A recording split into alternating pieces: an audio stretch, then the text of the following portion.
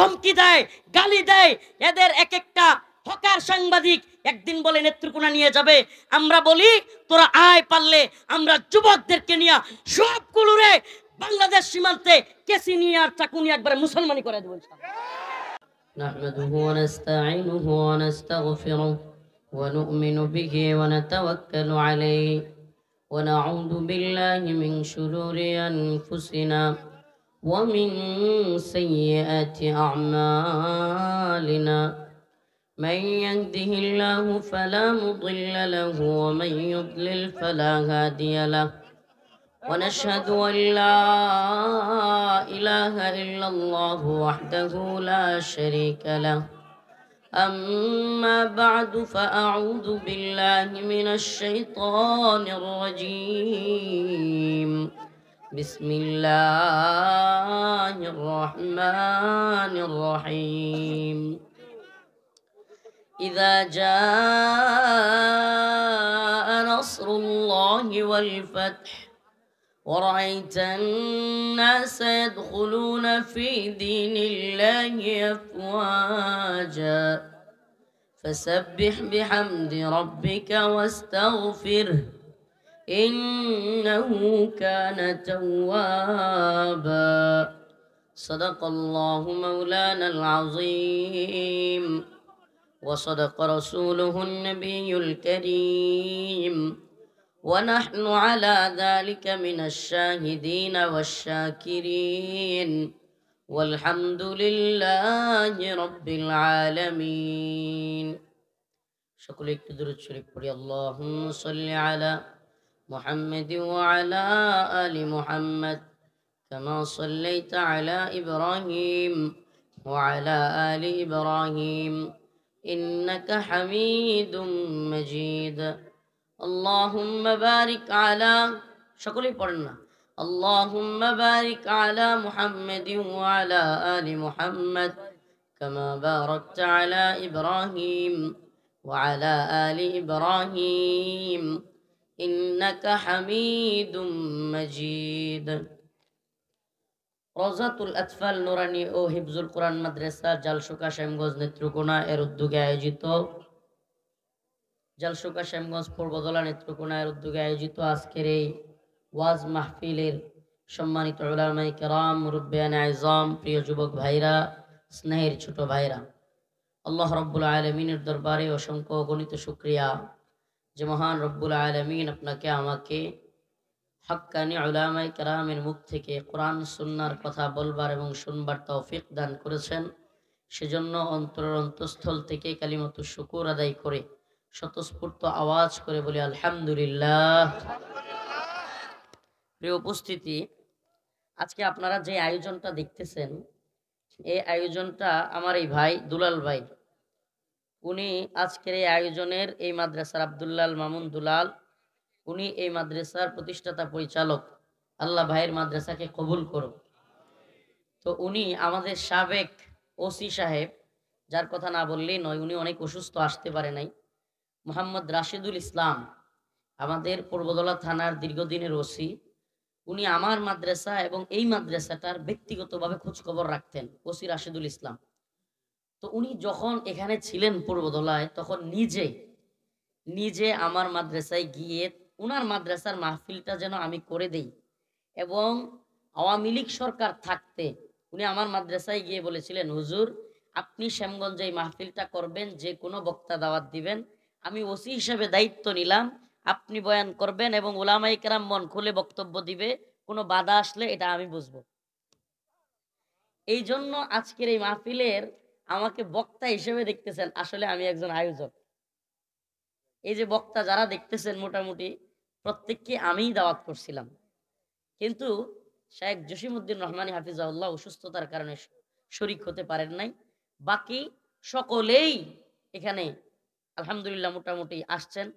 আর আপনাদের সুপরিচিত ব্যক্তিত্ব, এই অঞ্চলের আমাদের সকলের প্রিয় মানুষ হযরত মাওলানা জয়নুল আবেদিন সাহেব হুজুরও শরীক হইতে পারেন নাই। তো যাই হোক, আলহামদুলিল্লাহ, আয়োজনটা কেমন লাগছে আপনাদের? এই জন্য মাদ্রাসার প্রতি খেয়াল রাখা, বিগত সময়ে আমরা পূর্বধলায়, নেত্রকোনায় বা ময়মনসিংহে প্রোগ্রাম করতে পারি নাই। বিভিন্ন এলাকাতেই বাধাগ্রস্ত হয়েছি, বিশেষ করে আমার নেত্রকোনায় এবং ময়মনসিংহে বেশি বাধাগ্রস্ত হয়েছি। আল্লাহ পাক জালিমদের জুলুমের অবসান ঘটিয়েছেন। আল্লাহ পাক আমাদের সম্মিলিত প্রচেষ্টায় আল্লাহ পাক আমাদেরকে এক কুখ্যাত স্বৈরাচার জালিম থেকে মুক্ত করেছেন, এজন্য বলি আলহামদুলিল্লাহ। প্রিয় উপস্থিতি, আমি আজ আপনাদের সামনে মুসলমানদের ইতিহাস, এই সম্পর্কে ইসলামের ইতিহাস, বিজয়ের ইতিহাস এবং কিছু ঐতিহাসিক আলোচনা করব। অন্যান্য অনেক সময় অনেকেই অনেক ধরনের আলোচনা হয়েছে, আলহামদুলিল্লাহ, কিন্তু আমি আজকে মুসলিমদের পটভূমি, ভূরাজনৈতিক অবস্থান এবং পৃথিবীব্যাপী মুসলিমদের উত্থান, নবজাগরণ, এগুলো নিয়ে আপনাদেরকে কিছু কথা বলবার চেষ্টা করব ইনশাআল্লাহ। সূরাতুন নাসর, আমি যে সূরা তিলাওয়াত করেছি, আল্লাহ রাব্বুল আলামিন এই সূরার মধ্যে বলেন, ইযা জাআ নাসরুল্লাহি ওয়াল ফাতহ ورأيت الناس يدخلون في دين الله أفواجا فسبح بحمد ربك واستغفره إنه كان توابا। আল্লাহ রব্বুল আলামিন সূরাতুন নাসরের মধ্যে বলেন, ইযা জাআ নাসরুল্লাহ, যখন আল্লাহর পক্ষ থেকে সাহায্য চলে আসবে, ওয়াল ফাতহ, তখন বিজয় চলে আসবে। সুবহানাল্লাহ। মুজাহিদরা কখন বিজয় পাবে? যখন আল্লাহর পক্ষ থেকে সাহায্য, কথা বলেন না, কখন বিজয় আসবে? বিগত 15 বছরে জালিম হাসিনাকে আমরা অনেক দল, হেফাজত, জামাত, বিএনপি, বিভিন্ন দল আন্দোলন করে কেন সরাইতে পারে নাই? আল্লাহর সাহায্য আসে নাই। আল্লাহর সাহায্য, যখন আল্লাহর সাহায্য চলে আসছে, আল্লাহ পাক ছোট ছোট ছেলেদেরকে দিয়া, স্কুল কলেজ ভার্সিটির পোলাপান দিয়া আল্লাহ পাক স্বৈরাচার জালিমের পতন ঘটাইয়া দিচ্ছেন। সুবহানাল্লাহ। তার মানে আল্লাহর নসরটা, আল্লাহর সাহায্যটাই হলো মেইন। কথা বলেন না, আল্লাহর সাহায্যটাই, আল্লাহর সাহায্য যখন আসে তখনই বিজয় আসে, এর আগে মুসলমান বিজয় পায় না। এই সূরা নিয়ে প্রথমত আমি আলোচনায় ঢোকার আগে এই সূরা সংশ্লিষ্ট একটা ঘটনা বলিনি। হযরত ওমর রাদিয়াল্লাহু আনহু, যার ব্যাপারে রাসূলুল্লাহ সাল্লাল্লাহু আলাইহি ওয়াসাল্লাম বলতেন, আমার পরে যদি কেউ নবী হইতো, পৃথিবীতে যদি আমার পরে আর কেউ নবী হইতো, তাইলে আল্লাহ পক্ষ থেকে নবী হতেন হযরত ওমর। লাউ কানা বাদি নবিয়ান লাকানা উমর, যে আমার পরে যদি কেউ নবী হইতো, নবী হইতেন ওমর রাদিয়াল্লাহু আনহু। প্রিয় ভাইরা আমার, বন্ধুগণ আমার, হযরত ওমর বদরি সাহাবীদেরকে নিয়ে মাঝে মাঝে মিটিং করতেন। বদরি সাহাবী কারা? বদর যুদ্ধে যারা শরীক হয়েছিলেন। বদর যুদ্ধ কি? সংক্ষিপ্তভাবে বলতেছি সবকিছু। বদর যুদ্ধ হলো ইসলামের ইতিহাসের প্রথম জিহাদ, প্রথম যুদ্ধ। সেটা কেমন যুদ্ধ ছিল? আত্মরক্ষামূলক নাকি আক্রমণাত্মক? আক্রমণাত্মক। জিহাদ দুই প্রকার। ইসলামে জিহাদ কয় প্রকার? ইসলামে জিহাদ কয় প্রকার? শুধু কি মায়ের খাওয়া সুন্নত নাকি দেওয়াও সুন্নত? মায়ের খাওয়া সুন্নত না মাঝে মাঝে দেওয়াও সুন্নত? মায়ের খালি খাইলে হয় না, মাঝে মাঝে দিতেও হয়। মুমিন মুমিন রে মারবে না, মুমিন মুমিনকে মারবেন নাকি? মুমিনের জান, মাল, ইজ্জত, সম্মান, রক্ত সবকিছু অন্য মুমিনের জন্য হারাম। অন্য মুমিনের জন্য কি?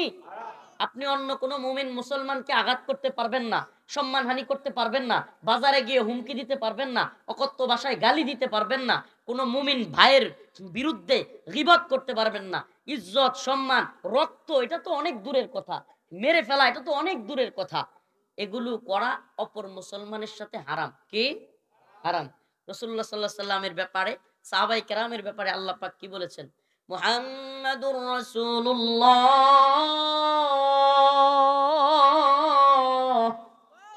ওয়াল্লাযীনা মাআহু আশিদ্দাউ আলাল কুফফার, আমার নবী এবং তার সাহাবায়ে কেরাম আশিদ্দাউ আলাল কুফফার, কাফের মুশরিকদের সাথে শক্ত। কেমন ছিলেন? রুহামাউ বাইনাহুম, কিন্তু নিজেরা নিজেদের মধ্যে দরদওয়ালা, রহমওয়ালা। সুবহানাল্লাহ। তো আমাদের সিফত কি? রসুলের মতো থাকবে তো? সাহাবীদের মতো থাকবে তো? নাকি মুসলমানের ক্ষেত্রে গরম আর মন্দির পাহারা দেওয়ার ক্ষেত্রে নরম? হ্যাঁ, কি মন্দির পাহারা দিয়া কোনো লাভ হইছে নি? ওই যে আমি কইছিলাম যে ইমান আনছি কি মূর্তি পাহারা দেওয়ার জন্য নাকি? এই কথার বিরোধিতা অনেকেই করেছিল, কিন্তু দিন শেষে দেখছেন তো, দিন শেষে দেখছেন তো কথা সত্য হয়েছে কিনা। আল্লাহ নিজে যেখানে বলছে আপনি বড় বুদ্ধিজীবী, বড় উপদেষ্টা, বড় পীর, বড় আমির, আপনি বড় কিছু হতে পারেন, কিন্তু আপনার চাইতে অনেক বড় বুদ্ধিজীবী আমার আল্লাহ। আপনার চাইতে অনেক বড় বুদ্ধিজীবী কে? আপনার বুদ্ধির দৌড় 1 মিনিটও নাও টিকতে পারে, কিন্তু আল্লাহ পাক জানেন এই পৃথিবীতে কার সিফাত কেমন। আরে আমি নব মুসলিমদের সাথে কথা বলেছি, নব মুসলিম ওয়াসিক বিল্লাহ নুমানি আপনাদের পূর্বধলার সন্তান, তার সাথে কথা বলে দেখেন, অন্যান্য নব মুসলিমদের সাথে কথা বলে দেখেন। ভিন্ন ধর্মাবলম্বীরা, বিশেষ করে সনাতন ধর্মাবলম্বীরা বাংলাদেশের, এদের নিরীহ যারা, এরাও মুসলমানদেরকে চরম ভাবে ঘৃণা করে। এটা নব মুসলিম যারা তারা বলছে, আমরা বলি নাই। বলছে হুজুর এরা সামনাসামনি মুসলমানদের সাথে যতই মিল দেখাক, আড়ালে এরা ইমানকে ইসলামকে অনেক ঘৃণা করে। আমি বলি ভাই আপনি কি বলবেন? আল্লাহ পাক নিজে যেখানে বলছেন ওয়ালান তারদা আনকাল ইয়াহুদ ওয়ালান নাসারা হাত্তা তাত্তাবিআ মিল্লাতাহুম, এরা তোমাদের প্রতি রাজি খুশি হবে না। আল্লাহ বলতেছে কে? লান তারদা, এরা রাজি খুশি হবে না তোমাদের প্রতি। আনকাল ইয়াহুদ ওয়ালান নাসারা, ইহুদি নাসারা মুশরিক, এরা তোমাদের প্রতি রাজি খুশি হবেই না। হাত্তা তাত্তাবিআ মিল্লাতাহুম, যতক্ষণ না তোমরা তাদের দলের লোক না হবা। তাহলে আমরা কি হিন্দুদের দলের লোক হওয়া সম্ভব? হ্যাঁ, তাহলে হাসিনার প্রতি ভারত মোদি এত খুশি কে? তার মানে হ্যাঁ আমাদের মুসলমানদের লোক না হ্যাঁদের লোক? বুঝতে কি কষ্ট হয়? বুঝতে কি কষ্ট হয়? আরেকটু উদাহরণ দেই, মুসলমান একটু বুঝার জন্য একটা উদাহরণ দেই। मैदान महशर में नबी ने फरमाया जब जहन्नम आएगी और एक चीख मारेगी। রাসূলুল্লাহ সাল্লাল্লাহু আলাইহি ওয়াসাল্লাম বলেছেন জাহান্নামের আগুন যখন হাসরের ময়দানে প্রথমবার আসবে, এক বিকট আওয়াজ হবে। ওই আওয়াজের চোটে, ওই আওয়াজের ভয়ে মানুষ দাঁড়ানো অবস্থা থেকে ঠাস করে বসে যাবে। মানুষ দাঁড়ানো অবস্থা থেকে একেবারে হাঁটু গেড়ে বসে যাবে। আমি বসাটা দেখাতে পারতাম, উপর থেকে ঠাস করে বসে যাবে। এই অবস্থায় সকল মানুষ উপরের দিকে তাকায় বলতে থাকবে ইয়া রব নফসি নফসি, ইয়া আল্লাহ মেরি জান, আল্লাহ আমারে বাঁচাও আমারে বাঁচাও। এটা সাধারণ মানুষের কথা নয়, এটা শুধুমাত্র আমার আপনার কথা নয়। ওলি আউলিয়া গাউস কুতুব পীর মাশায়েখ প্রত্যেকে জাহান্নামের চিৎকারের ভয়ে একেবারে হাঁটু গায়রা দিয়ে উপর দিকে হাত তুলে ইয়া রব নফসি নফসি, ইয়া আল্লাহ আমারে বাঁচাও আমারে বাঁচাও।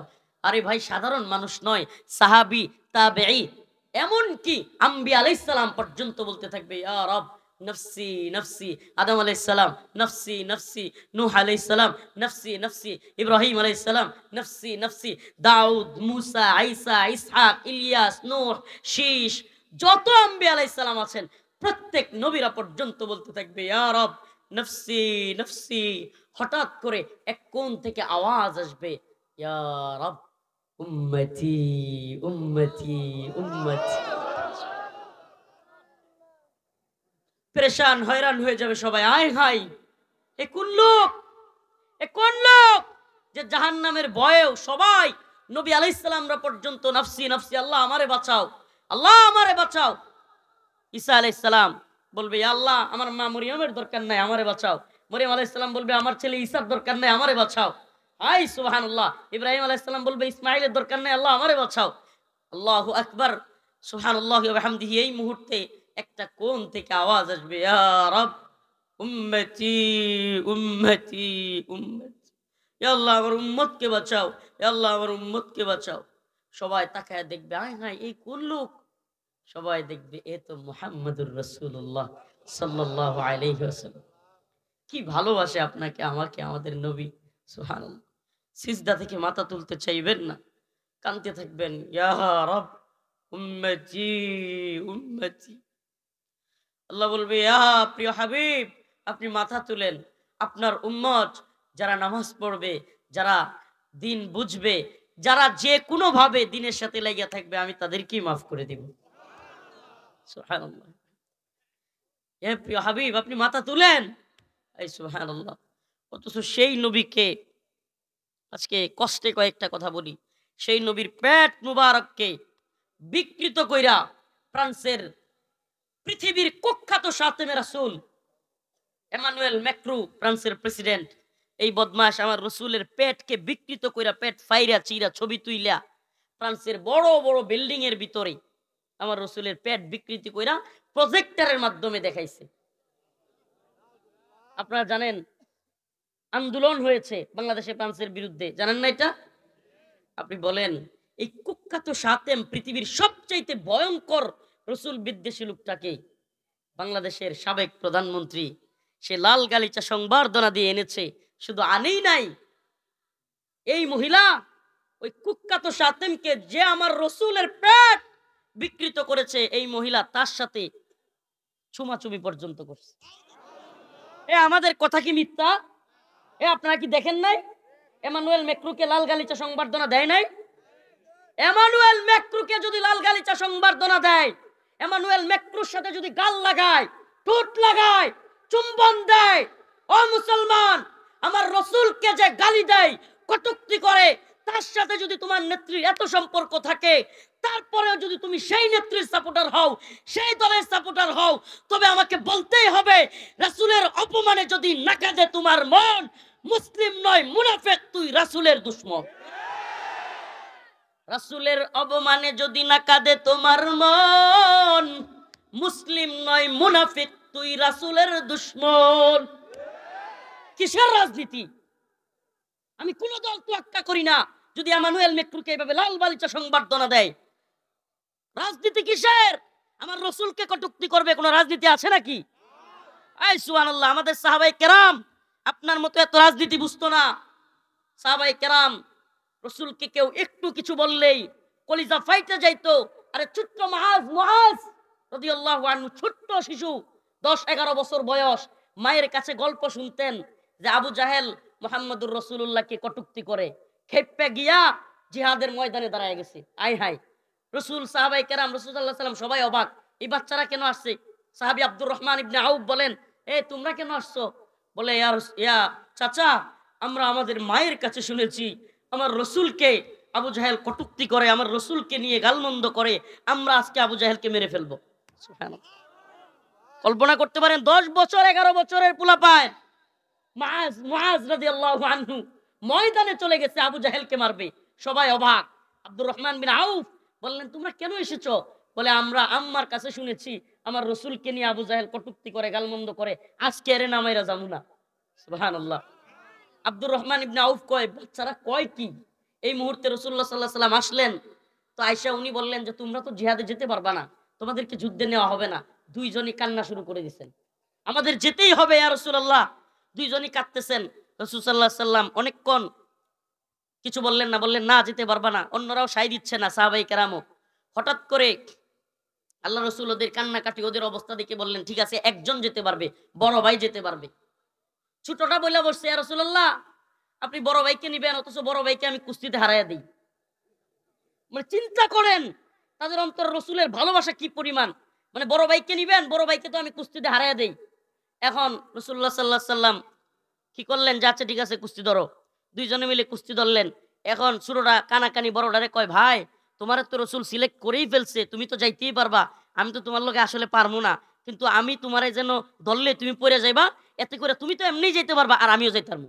সুবহানাল্লাহ, এই সুবহানাল্লাহ, রসুলকে এরা কি পরিমাণ ভালোবাসতো।